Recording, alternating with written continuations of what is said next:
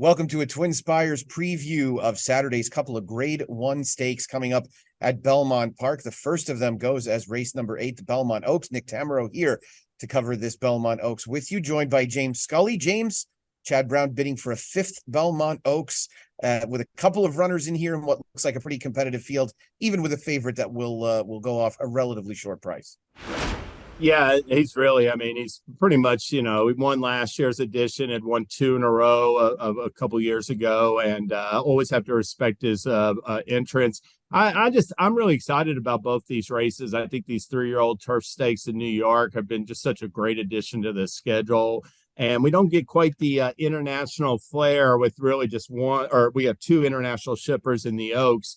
But definitely like some, I think up and coming, intriguing 3-year-old fillies with potential in the field. No doubt about it. So race 8 is the Belmont Oaks. It goes at 4:43 Eastern time, I should say. And let's start on the rail with the probable favorite, the one Mission of Joy from the barn of Graham Motion, coming in off a powerful win in the Regret under the TwinSpires. James, this is a filly that has shown pretty serious ability ever since Graham Motion got her to the turf late last year at Tampa Bay Downs. Only one blemish on her record on Kentucky Oaks Day. She looks clearly like the horse to beat to me. Yeah, absolutely. And, she had a trouble trip in that Oaks, didn't have a clean passage in there, and came back last time and really took care of business at odds on, beat a decent filly in there who's coming back as well. So very formidable for Graham Motion. We'll have to work out a trip from that rail, but, that's not really a major concern in a 1.25 mile turf race.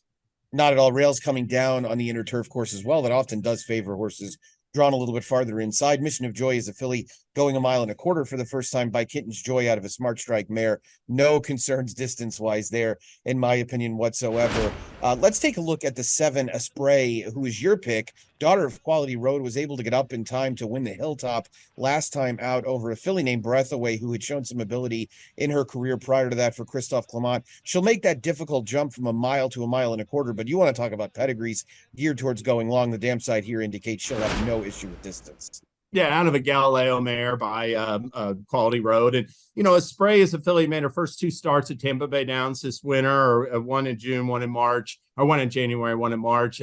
Broke her maiden and off the turf maiden, and then won an allowance nicely, but just really didn't face much in those races. I did like her last effort. She got swung extremely wide. You referenced Breathaway was coming off a stakes win in her last start at Gulfstream Park. And, Esprit, really, looked like a winner in mid-stretch. The runner-up made her work. I thought that's very encouraging for her progress, and I think it will benefit her moving forward.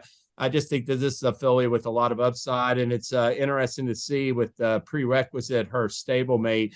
Pratt was on her last time as well, winning the Wonder again, and she's on a Spray today. I don't know if that was his call or not, but if it was, that's encouraging for a Spray.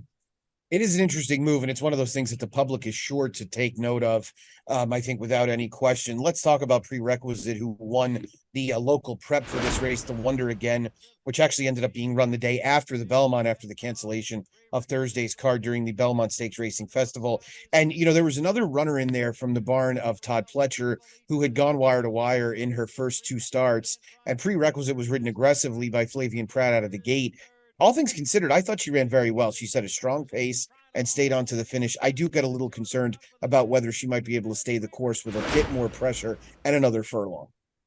Yeah, she definitely did run a big race. You're right. I thought she caught a little bit of a breather after taking some early pressure in there. Maybe might not get such a fortuitous trip, but you must respect her a little bit, with that upstart on the top side going 1.25 miles as well.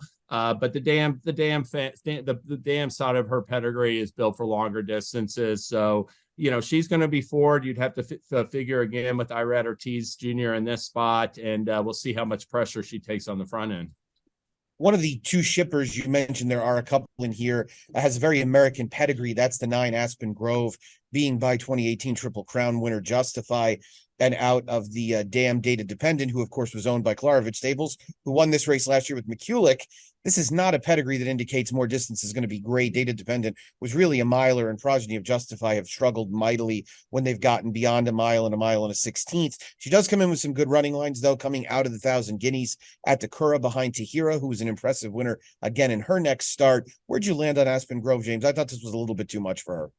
Yeah, I did too. And I agree. I'm a little bit concerned about the stretch out. I just think one thing about her too, Nick, is that when she won that Group 3 last year in August, looked like, you could excuse the Group 1 effort next out, but it looked like she had some potential. And even her third or first start back was, I thought, a little, underwhelming, and just hasn't moved forward enough at age 3 for me to recommend her chances.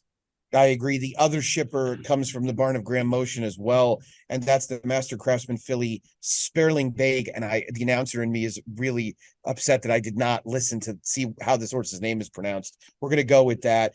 We'll call her the 3 from here on out. She comes in off a poor effort in the pre-Penelope. James, I went back through the running lines from some of the horses in this race. It wasn't very good. She went off a big price. She didn't really do much running. She's had trouble getting out of the gate in 2 straight starts. I wish she had a little bit more time with Graham Motion prior to this race. I do think she'll benefit from a firmer turf course, but I don't think I want her at 6-1 or so.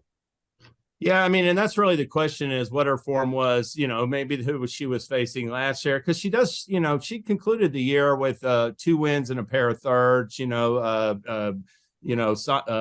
ran third then first and third then first. And granted, she came back a little bit dull last year, but she appears to be training forwardly. And I could, perhaps forgive that effort in that Group 3 in France. So a little bit of a tough read, but to me, if she does take some action, it might mean that, she's just thriving coming into the race. So it'll be one I'll be watching to see whether she gets bet early or not for Graham Motion.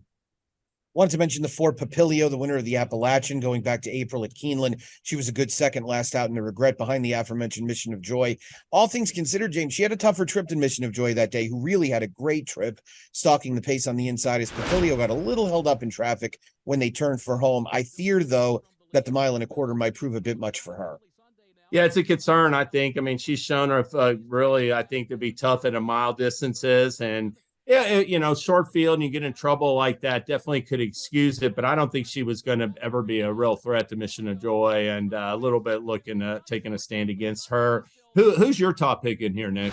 I went with the 2 Strikingly Spun, who I might look completely foolish for trying, and I don't generally love allowance horses taking a big jump in class, but I did like the race that she comes out of. A good second to Parnack, going 1 3/8. That answers the distance question, and the pace, all things considered, in that start was relatively solid. She was forwardly placed. I think she's going to get a great trip just in behind the leaders, hopefully down towards the inside. Why not take a horse at 10+1 in a race where I think Mission of Joy is going to be tough to beat. I respect Chad Brown's 2 horses. I don't love any of those horses. I'm going to try one a little bit of a price, and Strikingly Spun was where I landed.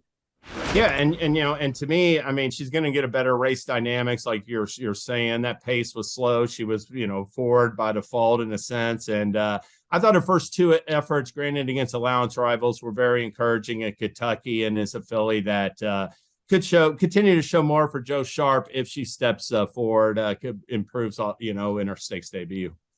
We'll see what'll end up happening in that Belmont Oaks. James is on a spray, looking for 2 straight stakes wins, and I'll try Strikingly Spun to beat Mission of Joy and the rest of them in the Belmont Oaks. James, thanks so much.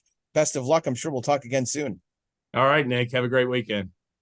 You too. Good luck, and make sure all of you are playing along with us at TwinSpires.com.